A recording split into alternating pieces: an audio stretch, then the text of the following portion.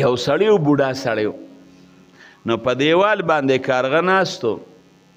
نو زوی ته وی بچې دا څه دي او ورته وی بابا کارغه دی بیا ورته دا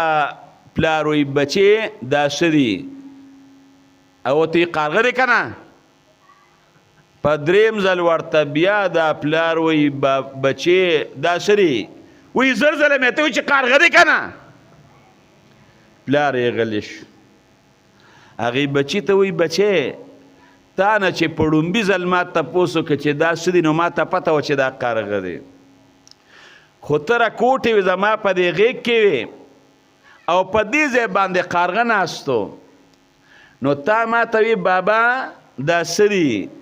ما راته وی بچې دا کارغه دی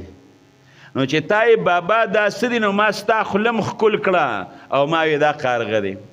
نو تا په دویم ځل ما نه تپوس وکړه چې بابا دا څه دي نو ما درته وی بچې دا کارغه دی بیا مې درله خوله ورسره ښکل کړه په دریم ځل بیا تپوس وکړه چې بابا دا څه دي ما راته وی بچې دا کارغه دی بیا مې درله خوله ښکل کړه تا به بار بار تپوس کو ته راکوټې وې چې بابا دا څه دي او ما به درله خوله م ښکلوله چې بچې دا کارغه دی نن مې وی چې راشه دی بچي خو ما نه د 100 ځل نه زیات تپوس کړی او ما به وی کارغه دی ما به له خوله م ښکلوله راشه زم امتحان ته اخلم زه ګورم چې څه کوي دریم ځل مې درنه تپوس وکړو دومره غوسه شوې او که په څلورم ځل مې درنه تپوس کړی نو په ما به دې مخ هم والو